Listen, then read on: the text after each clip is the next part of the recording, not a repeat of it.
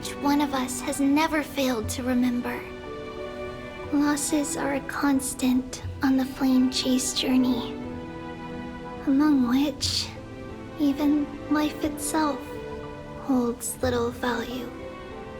The hot blood of the sacrificial lamb will not be spilled in vain, like my mother and I. The libations poured are guaranteed to bear fruit, just as my blade-wielding right hand is not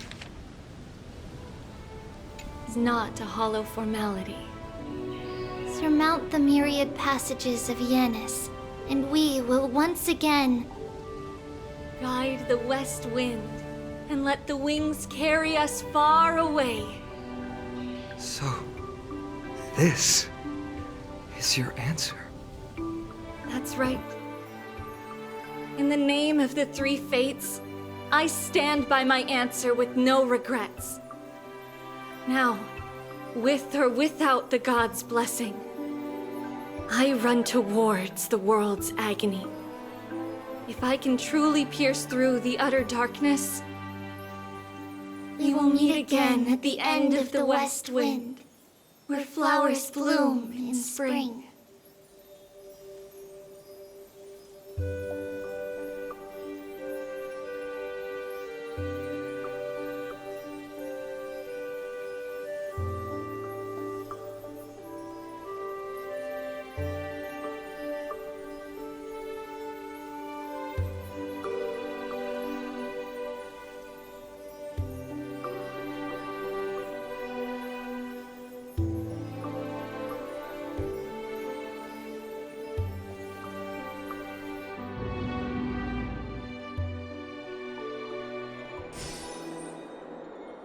Lady Trebe, do you still think that everything will be fine tomorrow?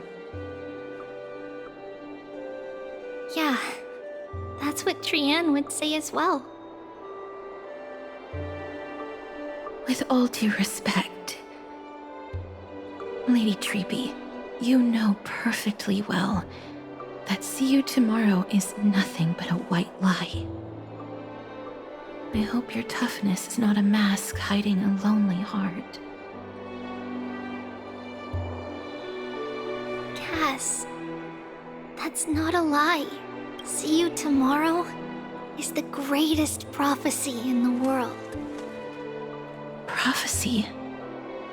Listen, in every corner of this land, every heartbeat carries a prayer for that prophecy to come true. It may be that only a few heroes will bring tomorrow to the new world, but the prophecy of leading everyone to tomorrow belongs to all in Amphorius. But not everyone has the chance to see tomorrow. How can such words be called a prophecy? Because people believe it will come true, and they are trying hard to hold on to that belief. Even as the world teeters on the brink of collapse, everyone is pressing forward, longing to reach farther and move toward tomorrow. And that is why a holy maiden exists to lead the world toward tomorrow, and why Yanisopolis' prophecy unfolds as passages. Fate is not about the outcome, but the journey. It's not the flowers that bloom at the end of the road, but rather the paths that lead beyond the gate, where people tread toward the sea of flowers.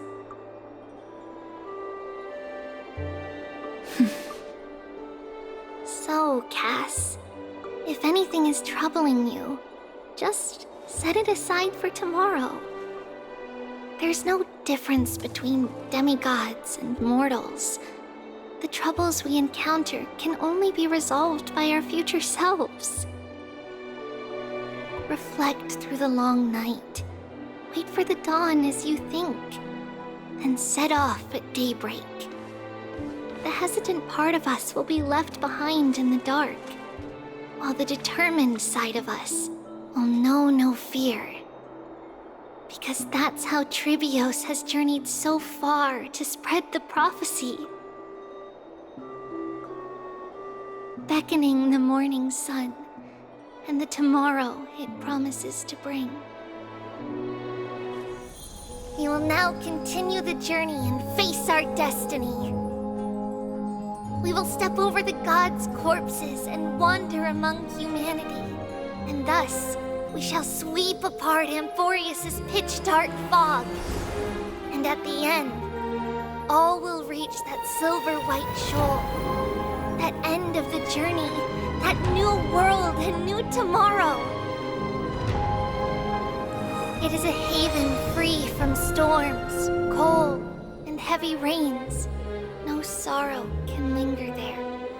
We've made a promise to meet again at the end of the west wind, where flowers bloom in spring. See you tomorrow, Brienne. See you tomorrow!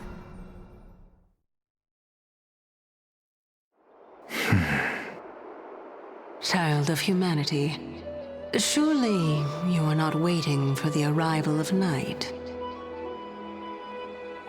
Nights do not fall upon Akama. That's why it's futile for you to wait here.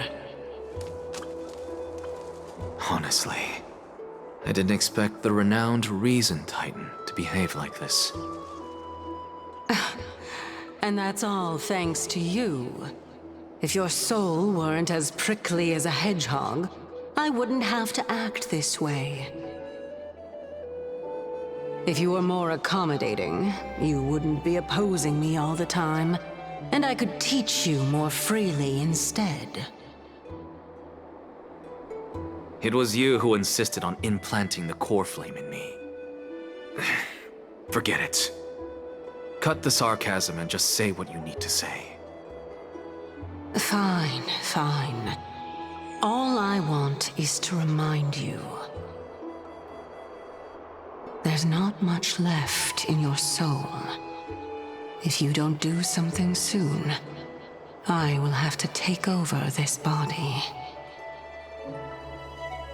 If I'm not worried, why should you be? I know what you're planning. You just want my help answering the question. What exactly are we? Correct? It's good that you remember.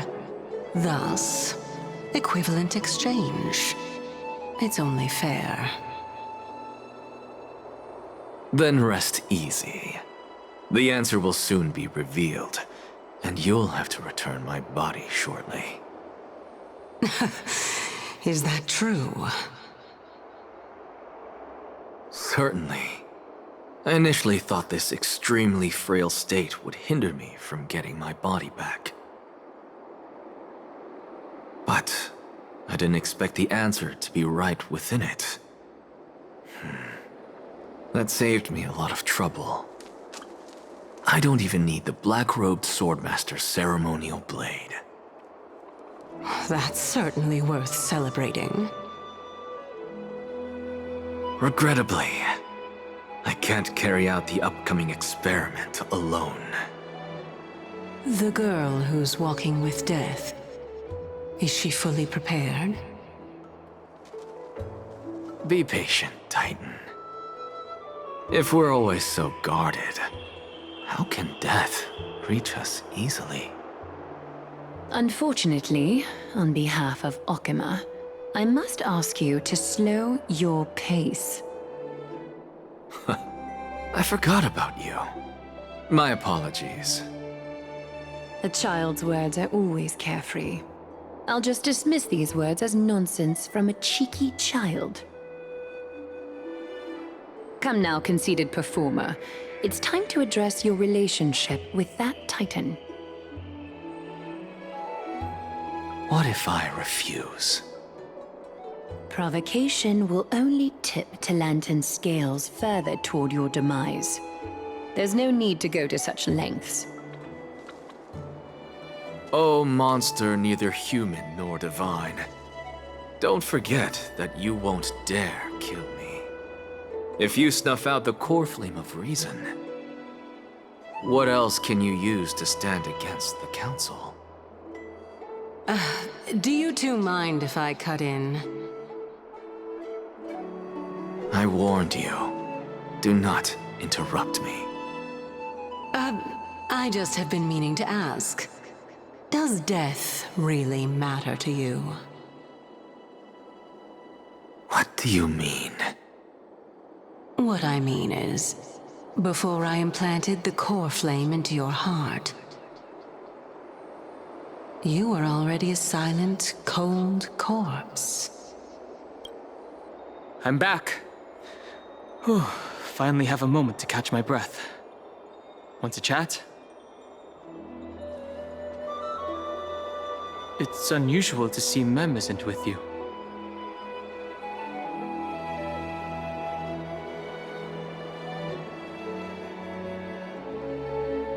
Since they're not here, let me ask you.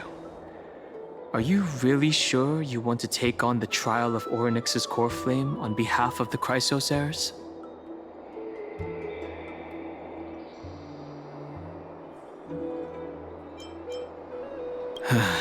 We've ended up at this point after all. This is probably a fate that trailblazing can't evade. You should be extra cautious and watch out for yourself. Based on the experiences of those before you, the trial is no walk in the park. But what concerns me even more is that you'll further bind yourself to Amphorius. If you truly assume that Titan's divinity, do you believe that you'll be able to lay it down again? Forget it. We'll deal with that when the time comes. No matter what happens, I'll be right there with you.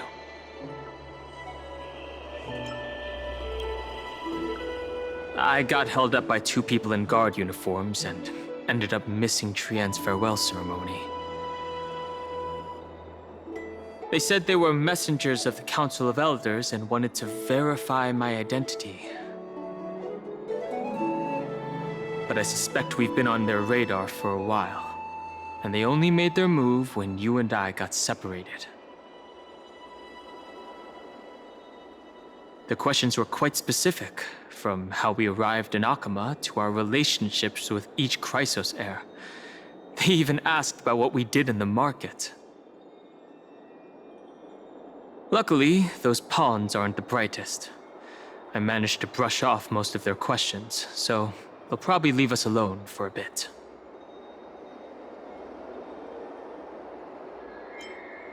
Their conduct is certainly irritating. But on second thought, Aglaya also initially kept her guard up with us. It's best not to provoke either side until we know the full truth.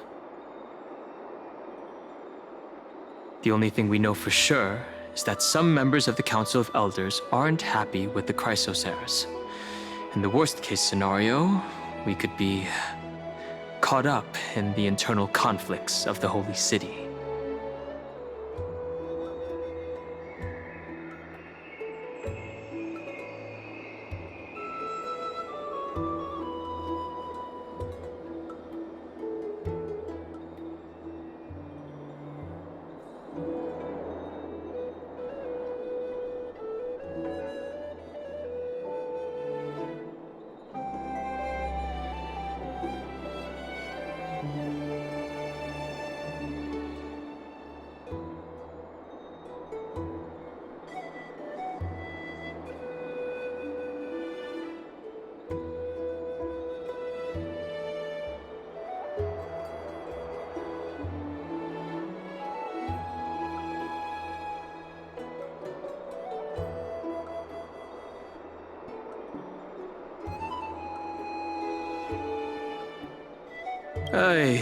If only we had more time to sort the clues about the Black Tide.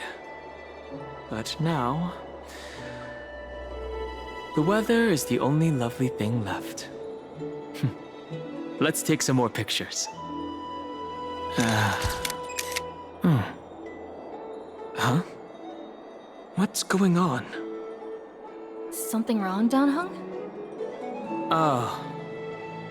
The memory card is full.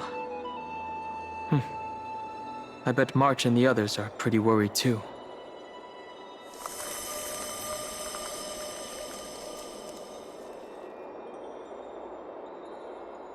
And so, this long day passed for Akuma. Some people arrived, and some left forever. Just like every other day of this journey, where we, stumbling, move forward. We have long been prepared. If we are to chase the flames, then we must grow used to farewells. And yet, no one back then could foresee death. Its arrival would always be so sudden and so momentous. Even little Gray, coming from beyond the sky, could not escape the Reaper's two hands. And what people gained and lost in that trial of death was far heavier than life itself. Just like the destiny that the prophecy revealed for Cass. At the end of the Sea of Flowers, the souls of the living shall warm thy fingertips.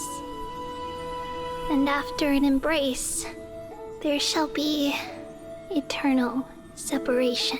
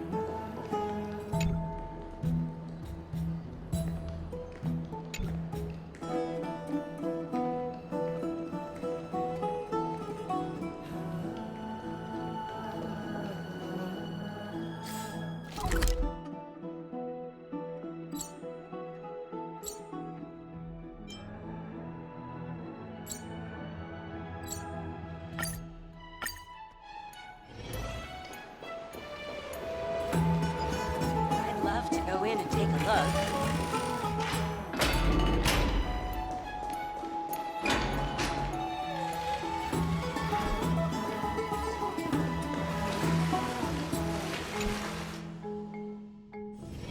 Take a rest. It's time for tea and cakes.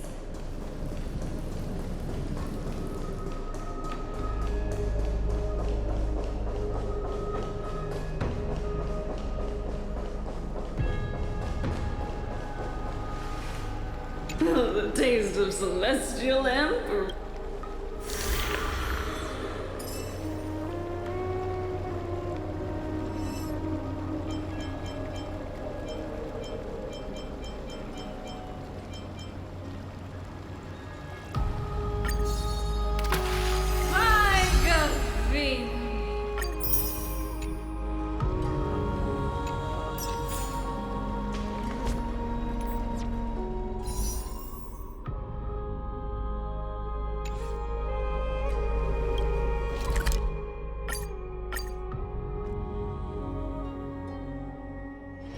Take a rest.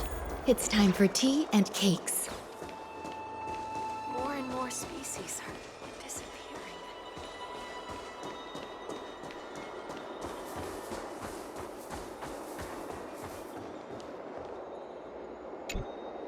Trebios's memory has unveiled the very first prophecy. All shall bid farewell to one, and that person alone will witness the miracle. Such is the will of fate. If I take on Orynyx's trial, will the prophecy come to pass for me as well? Regardless, I must give Aglaya an answer.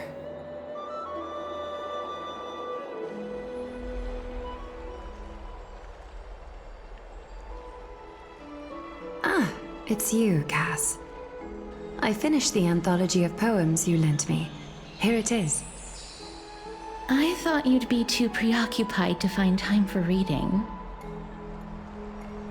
Precisely because of these obligations, I felt compelled to read it swiftly. Wouldn't all these preoccupations slow your pace?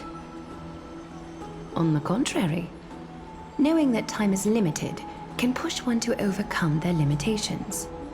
The weight of these responsibilities seems to have enhanced my reading efficiency. I understand completely. During my time at the Grove, the closer exams drew, the more efficient I became at tackling everyday mundane tasks. Anything but my actual studies. Precisely. As I remember, you and Phainon were both disciples of the new Sporists. I assume that Anaxa's exams were as unreasonable as the man himself, correct? The courses Professor Anaxa taught were Introduction to Alchemy and History of Mythology. And to be perfectly honest, those two courses were the students' greatest nightmares. The history of mythology, taught by the blasphemous great performer himself. I can imagine their fear. Now that I think about it, students would often rush to the podium during class to challenge him on those blasphemous ideas. May I ask, Lady Aglaya, has your relationship with Professor Anaxa always been like this? He openly dismisses people's faith and questions the very justification of the Flame Chase journey. Our positions have been destined to be at odds. While you were studying there, I assume you must have heard of his nickname.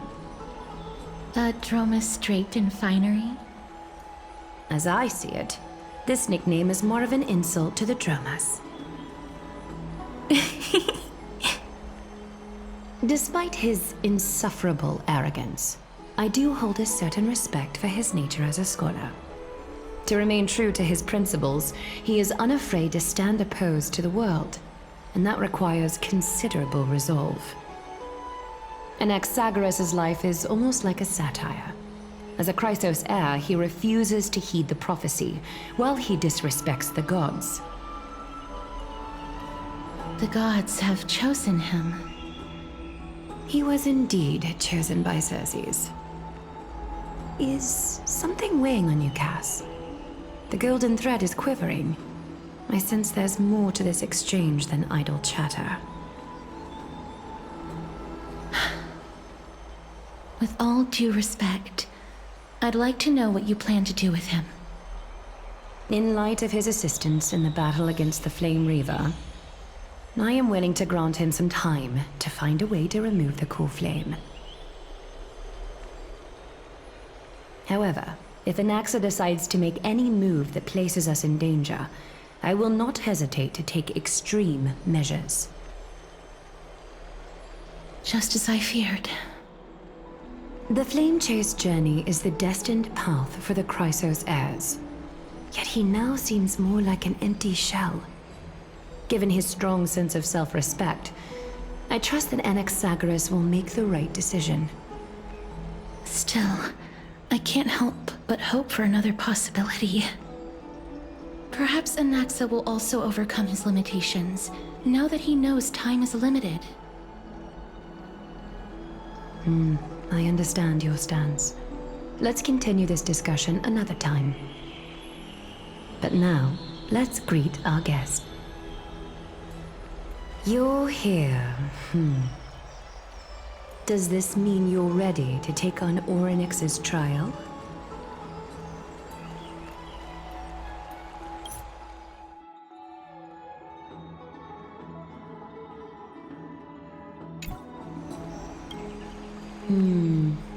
It seems that this sacred beast is just as indispensable, given their intricate ties to the Titan. Memmy mem, memmy mem mem mem mem, memmy mem memmy mem. Surrendering the core flame is a Chrysos heir's duty. Your selfless assistance is deeply appreciated. However, I urge you to carefully consider the risks of accepting the trial. Becoming a demigod means forsaking your humanity. You will inherit Orynyx's divinity and bear the time of Amphorius, all on your own. From that point onward, your fate will be forever intertwined with ours, never to be separated again, until the end of Genesis. On the contrary, you are the only one who qualifies to attain divinity. Yet, for that very reason, I do not wish to pressure you. It's exceedingly rare to find a capable Chrysos heir. If this path proves unattainable, I am willing to lower my expectations. There are still many priests of Yanissopolis and their descendants in the city. If I'm left with no other option, I'll try to find someone worthy among them.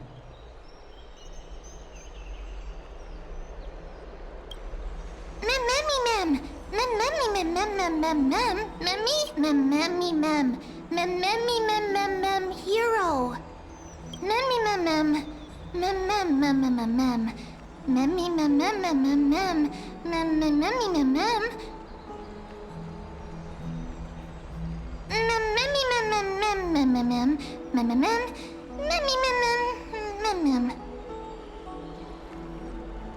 It looks like you know that Titan rather well.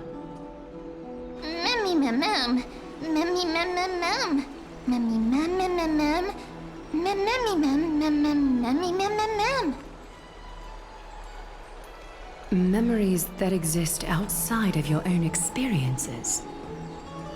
I can't explain why, but I can vouch for Mem's words. When I was in the Abyss, I heard the Titan's groans, full of pain and grievances, yet without any ill will.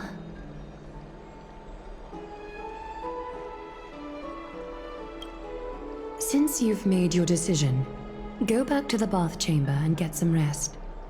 Trinem will call for you when the ceremony is ready. It is difficult for me, as the guide, to absolve myself from blame for things to have progressed to this point. Time and again, you have risen to the occasion for Akima. Nearly rewarding you with some honeydew is no longer able to express the extent of our gratitude. When the dust settles, I hope that we'll have the chance to have a long chat regarding your return journey and the curse of the sky. It's about time that we lift the taboo and discuss things openly. Before leaving, I should go and say hi to Castris.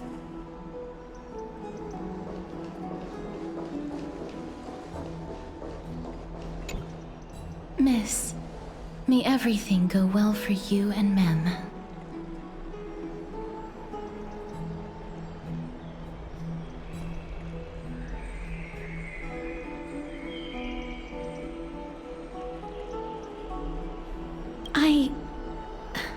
It's nothing.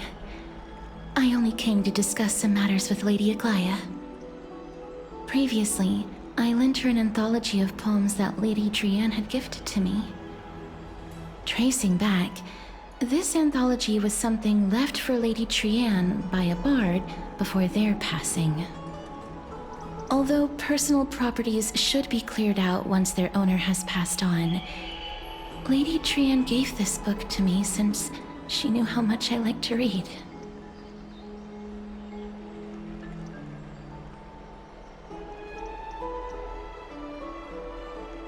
It just contains an allegory. In a faraway land, in a city known as Styxia, a dragon corrupted by the Black Tide descended one day, swooping upon the city like death itself. It swallowed the princess of the city whole before it was suppressed. After taking down the evil dragon, the warriors discovered that the princess's life had already met its end. Overwhelmed by grief, the queen hired an alchemist to resurrect the princess using the dragon's flesh and blood. However, having lost memories of her previous life, the resurrected princess turned into an evil dragon herself and wreaked havoc on the city. As a result, the prosperous Styxia met its demise.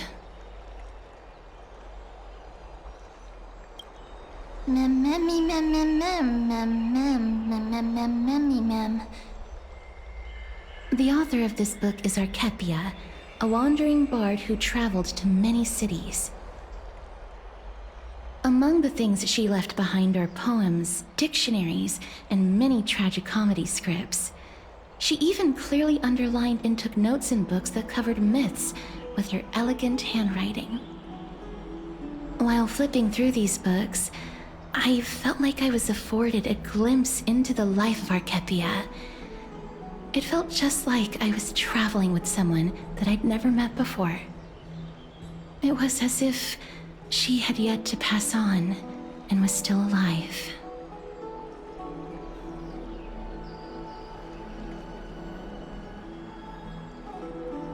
That's right. Writing, drawing, and taking photographs. It seems like human nature to try and leave records of things.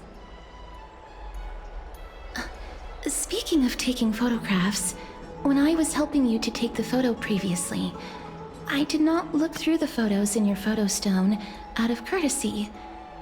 But I'm also very curious about the story of the Rosy Celestial Maiden.